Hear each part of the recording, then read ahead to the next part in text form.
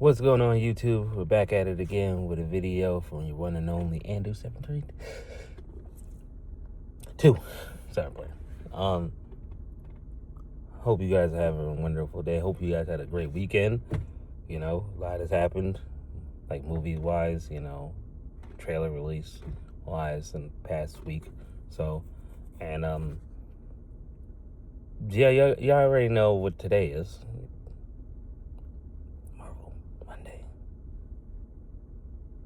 Marvelous Monday.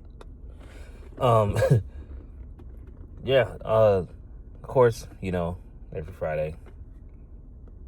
Just gotta do it. Got new comics. I didn't take a picture of them. However, bought a few, maybe 4 or 5. I got Captain Marvel. I got Spider-Man. I got a Doctor Doom. And I forgot what the 4th one is. I know I got 4 for sure. And as I was in there, I saw a couple of mix-ups. Not mix-ups, like, what's the word I'm looking for? Collaborations between Marvel and DC. And there's a couple, I didn't say this in my previous videos, but there was a Spider-Man Superman collaboration, and then there was a Superman and I forgot who else from Marvel, and then there was a Supergirl and somebody else from Marvel. That might have been it, Supergirl and somebody else from Marvel. Yeah, then I heard apparently there's a comic where Superman merges with Venom, and I'm like, yeah, we don't need that type of chaos, all right? And then I saw other additions, like new additions to like new storylines and stuff from DC and Marvel. They have a whole bunch of stuff, mainstream comics. Shout out to you guys. Love the atmosphere. Again, I go there because it just like, it feels very welcoming, if that makes sense. Like, as soon as you walk in there, it doesn't feel like you're in a comic book store. You look like you're experiencing something. Like you enter the comic book world / manga world / whatever, and yeah, I like it. I like the place. I'm gonna keep on going, until I can't. So again, shout out to Main Street Comics in Milltown, New Jersey. Shout out to y'all. Yeah, everybody go check them out. Yeah. So I plan on getting DC Comics once I hit a certain mark of comics. I can't tell you how much I have because honestly I don't know how much I have. But I do want a certain amount at the end of this year. Nothing too crazy, but my goal is to get at least, and it is going to sound crazy now I'm saying it out loud, but I want 365 comics for a comic book a day, if that makes sense. And I just started it January 2nd. Not January 2nd. Actually, yeah, I started this YouTube channel around the same time, if not the exact same time. If not the exact weekend or exact same day. I want to say same weekend. Anyway, around the same time that I started my YouTube channel, this channel, I started collecting comic books. And God rest his soul, I was talking to my friend Eddie, and, we would always talk about comic books, but I never collected them. And I'm just glad I was able to show him that I started collecting them. And it reminded him of comic books when he was a kid. Mind you, Eddie would be 70 this year in May, next month actually. Yeah, he would have been 70. So I do this to, keep his memory alive, Yeah, and yeah, sorry about this, guys. I get emotional about him because it's still kind of fresh. But yeah, keep his legacies going, like loving comic books, talking about Marvel, DC related even anime, because his grandson, you know, love anime, love Marvel, DC, you know, he was into similar things than I am. So, in the memory of Eddie, you know, I try to keep that going. And I'm just glad that he was able to see, not to go too long on Eddie, but I'm just glad Eddie was able to see that I started my YouTube channel and I started collecting my comics. And I know he would be proud of me for doing this, because he always said I always had it in me, but because we literally talk about Marvel all day long, and, you know, he'll be at work or I'll be at work, you know, so mind you, we used to work together and we used to talk all the time about it, but then, you know, I left my previous job and he stayed, and then he moved to a different location of the same job. And yeah, here we are all these years later. I am deeply blessed to have met him, and blessed to hear the wisdom and knowledge of comics, and in life too, but we're talking about specifically like comic books, the comic book realm. Like, I'm truly blessed to have met him, and a person like him who was alive when these comics came out, you know, in the 60s and the 70s, you know, in the 80s and 90s and so on. But yeah, so on that note, pretty sure I said this in my previous video, Vision Quest coming out October, but then I just found out, not that I found out, I remembered after seeing something on Instagram that Spider Noir is coming out soon. So, with Nicolas Cage, that's going to be interesting, ladies and gentlemen. You know, and then DC has their stuff going, you know, with Supergirl, if I'm not mistaken. Now, so much stuff is coming out, I'm not trying to remember all of this stuff. Quite a bit of stuff is coming out in the superhero realm. And I am very curious. And I say this every video, I'm really looking forward to Doomsday, because it's giving me, if you guys played the game, and I was showing my fiance yesterday, Marvel Ultimate Alliance, it's giving me that type of vibe of what Doom's like, basically about to wreck up, you know. He's about to like tear the whole universe, the multiverse, excuse me, up. And it's like, if they're going down that route, not that it has to be exactly the same as Marvel Ultimate Alliance 1, because Marvel Ultimate Alliance 2 deals more so of the Civil War storyline, not the MCU version, but the comic book version of a variation of it, similar storyline of it. It is that, but it's like they changed a few things. Point is, yeah, I want Doom to be, I need them to show Doom some respect and like make him the villain that we needed. Because don't get me wrong, Fantastic Four movie and Fantastic Four 2005 and Rise of Silver Surfer 2007, love those movies. But what disappointed me about this 2007 one was Galactus.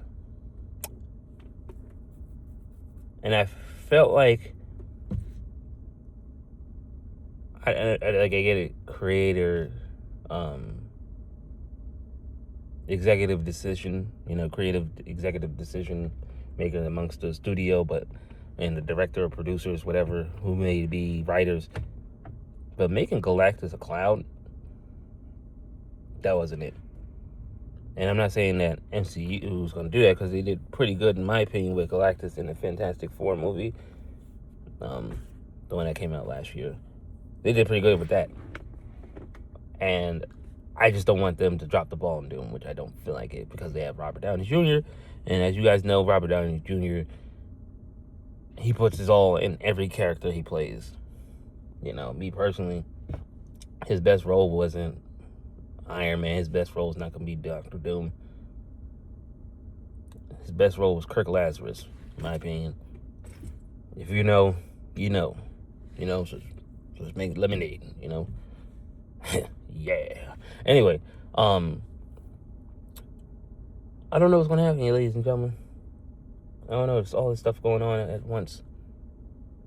And, I almost forgot. Duh, Andrew. Duh. Daredevil. Jesus Christ. That, ladies and gentlemen, that recent episode, was it 6 or 7? Ladies and gentlemen,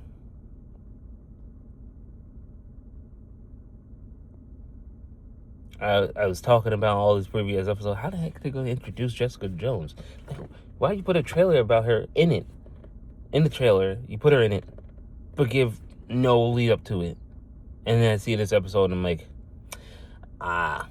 okay, that makes sense. And again, before I spoil it, if you do watch the show, do not watch anything further in this video. So, Jessica Jones having a kid. Mind you, Jessica Jones is a Caucasian woman. White woman. And her daughter is black. Now, in the comic books, she does marry Luke Cage and have a kid. Now, the thing is, mind you, the kid that they show in the show is of a certain age. And I'm like, what is the timeline of Jessica Jones and Luke Cage meeting in the Netflix Marvel series, their series in perspective?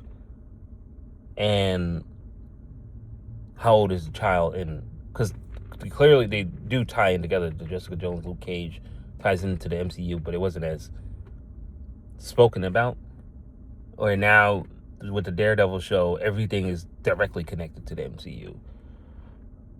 I'm gonna say more connected in the MCU. And then Kingpin losing Vanessa. Listen, everybody, I knew Kingpin was crazy. I didn't expect him. I mean, I did, but I didn't expect him to do what he did to the Doctor like that. Like, and then that end fighting scene between him and Daredevil.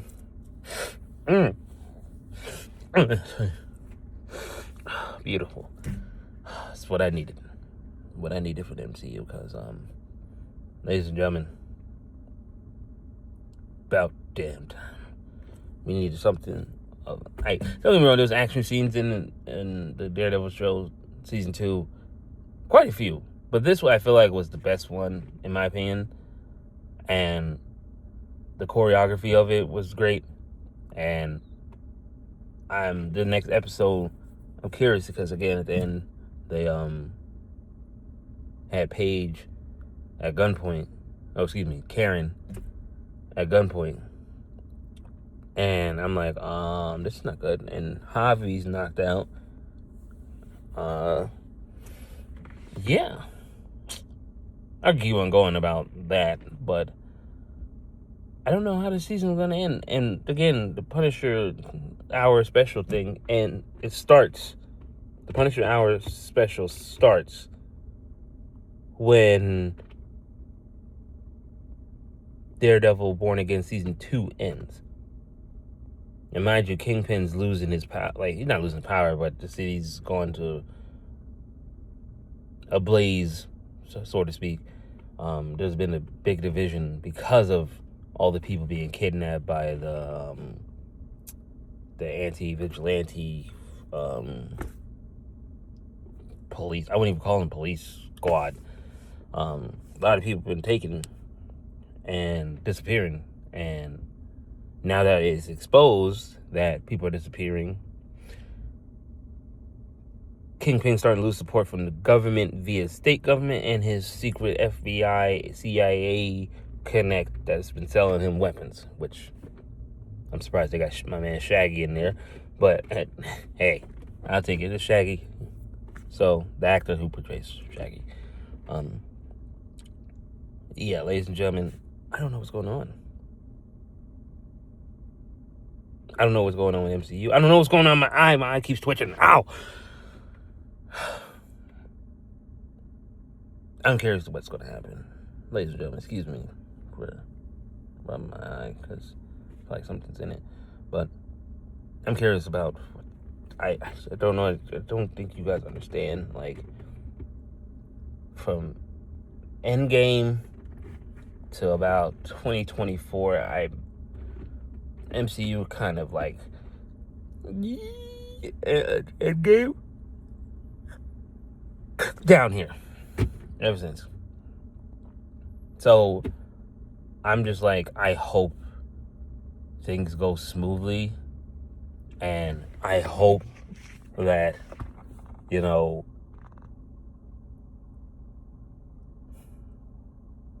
because Doomsday and Secret Wars is going to be good. What is afterwards? I know it's going to be in the intergalactic era, whatever you want to call it. But I am very interested in how the transition is going to be. Because, again, all the OG actors, they're getting older. They can't do this forever. So, you got your Caps, Captain America, your Chris Evans, your Robert Downey's Jr.'s, your Chris Hemsworth's, even your Anthony Mackie, Mark Ruffalo. These guys have been doing this for 10 plus years, minimum. Robert Downey's about to be doing it for almost 20. Hugh Jackman, this last year, 25 years. This year's 26 years playing Wolverine. It's a quarter of a century. Patrick Stewart, in the X-Men realm. Those guys, 25 years, crazy to play in one character, and for it to just continuously have a storyline and all these movies and series and stuff. Man, shout out to them, because 25 years, ladies and gentlemen.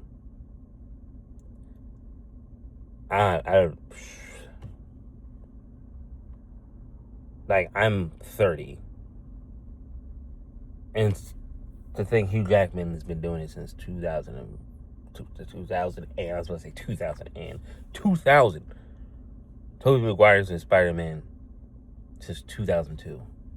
Blade, the man who saved Marvel, not MCU, not Marvel movies, Marvel comics, has been playing Blade since 1998. And there's only going to be one Blade. That was a joke. I hope there's another Blade, which is still in the process of making. But anyway, yeah, guys. I want to be a smooth transition, and new actors is going to take these roles seriously, because, again, you're talking about an era of certain caliber of acting and talent and emotion put into these characters. I almost forgot Nick Fury, Samuel L. Jackson. These guys put the work in, and it's if they're gonna leave and transition, who's gonna be up next? Because don't get me wrong, I don't think Marvel is gonna have a bad transition. Not at all. No. However, if you just get some Joe Schmo and somebody who doesn't know the comics, or at least doesn't want to put the effort into knowing the comics, and it's hey, this is role, it's MCU, or it's the DCEU, whatever, the DC unit, the DC world, whatever the case may be, I need them to... I can't have them just giving us some Joe Schmo and then making a Joe Schmo movie, and then, we had all these years of making hits, and then now you guys just you know what? You're just going to change stuff, because you know why? You're going to watch it anyway. You're going to buy it. For example, ladies and gentlemen, I know I'm going on longer than I usually do. I don't give a damn. So, the last Avatar Airbender, I didn't see it. the leak. But from what I hear from people, in the words of Nick Fury, it's about damn time. Because, for example, going with the last Avatar Airbender, you guys made a phenomenal TV show.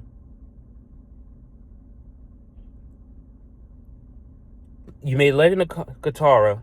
Mind you, some people liked it, some people didn't. Point is, it still had a good thing to it. The last Avatar Airbender movie, and y'all know, I'm not even going to say it anyway. Y'all already know what I'm about to talk about. I'm not even going... I'm not even trying to talk about that trash movie. Okay, cool. Then you guys made the live action TV series thing. It was really great. Change up the actors, fine. But then y'all goofy.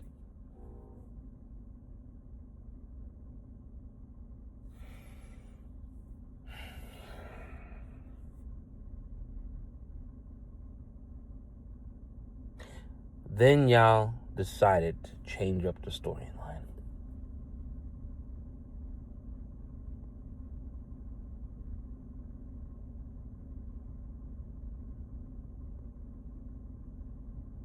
And change, and I mean like change certain scenes, certain dialogue.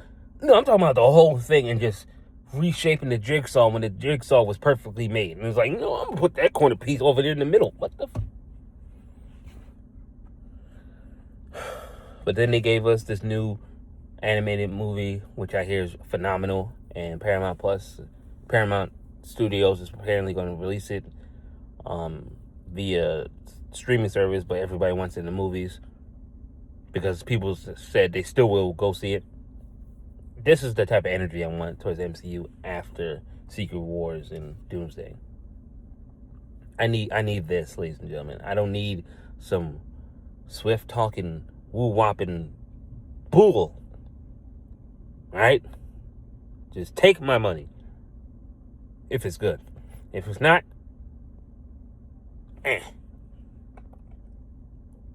You know what I'm saying? Anywho. Hell, you looking at? On that note, ladies and gentlemen, thank you for watching. Thank you for subscribing. Thanks for you guys. I want to thank you guys for listening to me babble, talk, yell, scream, and just do all types of crazy stuff. I really do appreciate it because, ladies and gentlemen, did not expect to be here where I am now, but I am here, and I'm here for a reason.